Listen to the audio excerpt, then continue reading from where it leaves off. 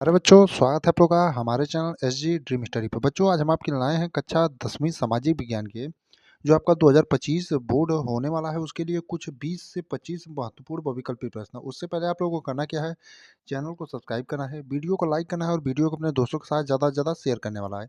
ये क्लास जो है आपके लिए बहुत ही ज़्यादा इंपॉर्टेंट होने वाली है, तो आपको वीडियो एकदम मिस नहीं करना है और वीडियो के एंड तक पूरा बने रहना है।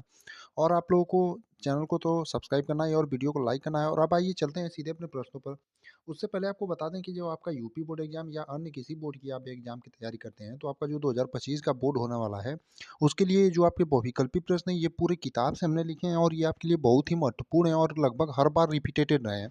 यानी कि प्रीवियस ईयर में जो ये क्वेश्चन है कई बार पूछे गए हैं, इसलिए हम आपको इसके लिए लाए हैं। तो आइए चलते हैं अपने प्रश्नों पर। पहला प्रश्न है कि फ्रांस की क्रांति कब हुई।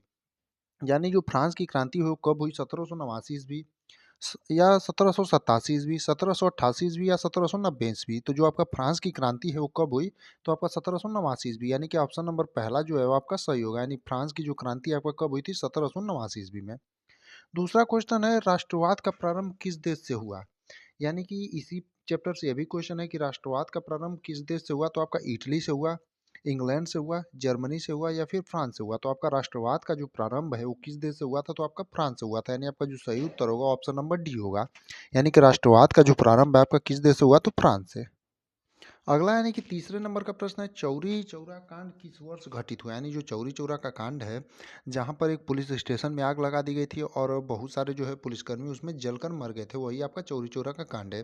तो चौरी चौरा का कांड किस वर्ष घटित हुआ, 1920 में, 1922 में, 1921 में या 1925 में। तो जो आपका चौरी चौरा का कांड है वो कब घटित हुआ था, तो आपका 1922 में। यानी कि ऑप्शन नंबर बी जो है वो आपका एकदम सही होगा। यानी कि दूसरा जो ऑप्शन है वही आपका एकदम सही होगा। चौरी चौरा का जो कांड है वो 1922 में घटित हुआ था।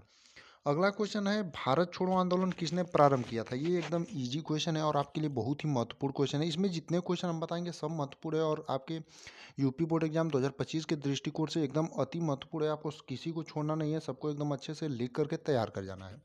तो भारत छोड़ो आंदोलन किसने प्रारंभ किया था, गोपाल कृष्ण गोखले, महात्मा गांधी, सुभाष चंद्र बोस या बाल गंगाधर तिलक। तो जो आपका भारत छोड़ो आंदोलन है वो किसने प्रारंभ किया था, तो महात्मा गांधी ने। यानी कि ऑप्शन नंबर बी जो है वो आपका एकदम सही होगा। भारत छोड़ो आंदोलन किसने प्रारंभ किया था, महात्मा गांधी ने। अगला क्वेश्चन है, करो या मरो का नारा किसका है। ये भी आपके लिए बहुत ही अच्छा क्वेश्चन है और बहुत ही इजी क्वेश्चन है। तो करो या मरो का नारा किसका है, महात्मा गांधी का, भगत सिंह का, चंद्रशेखर आजाद का या सुभाष चंद्र बोस का। तो जो करो या मरो का आपका नारा है वो किसका है, महात्मा गांधी का। यानी जो आपका ऑप्शन नंबर ए है वो एकदम सही होगा। यानी कि आप भारत छोड़ो आंदोलन जो है वो किसने प्रारंभ किया था, तो महात्मा गांधी ने। और करो या मरो का जो नारा दिया है वो भी आपका महात्मा गांधी ने ही दिया है। अगला यानी छठे नंबर का प्रश्न है, हिंद स्वराज पुस्तक के लेखक हैं। यानी जो हिंद स्वराज आपकी पुस्तक है उसके लेखक कौन है आपके। तो हिंद स्वराज पुस्तक के आपके लेखक कौन है, सुभाष चंद्र बोस, सरदार पटेल, बाल गंगाधर तिलक या महात्मा गांधी। तो आपके हिंद स्वराज पुस्तक के जो लेखक हैं आपके कौन है, महात्मा गांधी हैं। यानी कि आपका ऑप्शन नंबर डी जो होगा वो सही है। अब इन जो आप तीन क्वेश्चन देखे होंगे, तीनों के जो सही उत्तर है महात्मा गांधी। जैसे पहला आपका भारत छोड़ो आंदोलन था, दूसरा करो या मरो का नारा किसने दिया था, तीसरा हिंद स्वराज पुस्तक। तो आप इससे अंदाजा एक लगा सकते हैं कि महात्मा गांधी से कितने अच्छे अच्छे और कितने अच्छे वेटेज का जो है नंबर पूछा जाता है, लिखने वाले में भी यानी लघु उत्तरी, अति लघु उत्तरी, दीर्घ उत्तरी में भी और बहुविकल्पी में भी। यानी महात्मा गांधी से संबंधित जो भी टॉपिक है उसको आपको एकदम नहीं छोड़ना है, सभी टॉपिक को एकदम अच्छे से तैयार कर जाना है।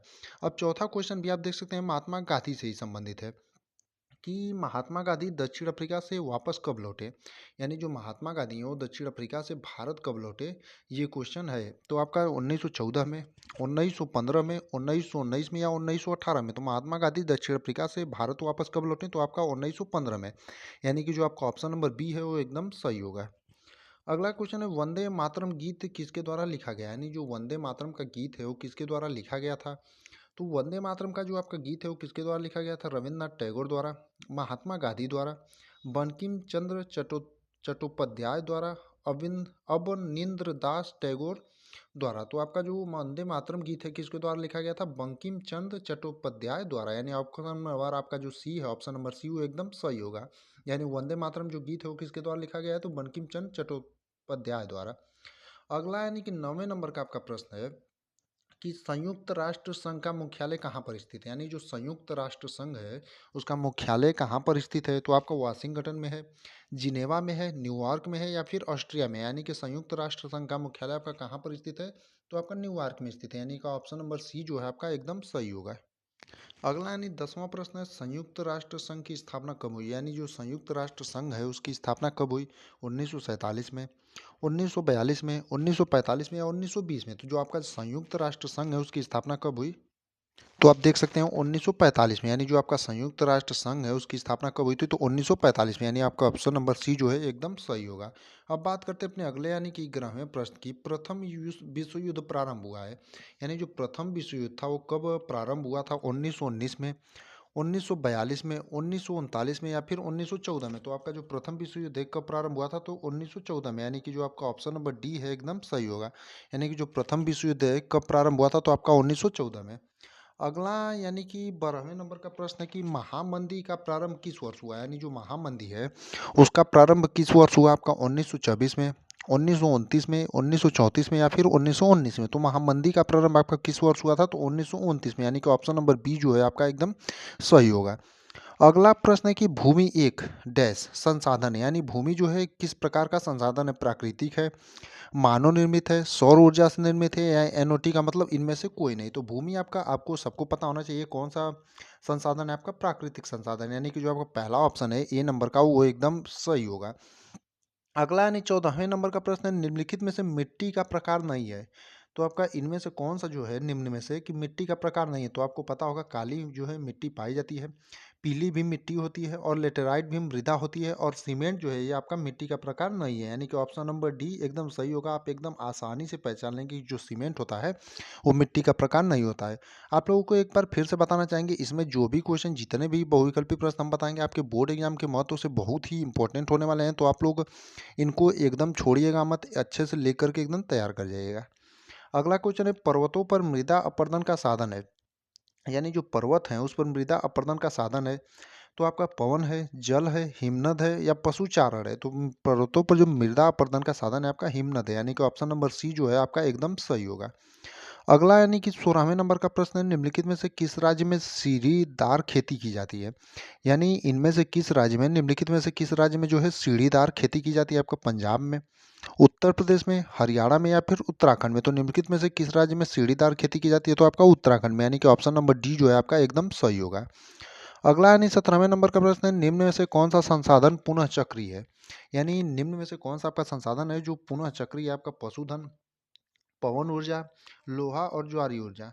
तो आपका निम्न में से कौन सा संसाधन है जो पुनः चक्रीय है आपका। लोहा होगा, यानी कि ऑप्शन नंबर सी जो है आपका एकदम सही होगा, यानी कि जो पशु पुनः चक्रीय संसाधन है वो आपका लोहा है। अगला यानी 18वें नंबर का प्रश्न आप देख सकते हैं कि पूछा है कि निम्नलिखित में से कौन सा एक संभावित संसाधन है। तो इनमें से कौन सा एक आपका संभावित संसाधन है। कोयला है, पेट्रोलियम है, बॉक्साइट है या पवन ऊर्जा है। तो निम्नलिखित में से कौन सा आपका एक संभावित संसाधन है। तो आपका पवन ऊर्जा, यानी कि ऑप्शन नंबर डी आपका जो है एकदम सही होगा।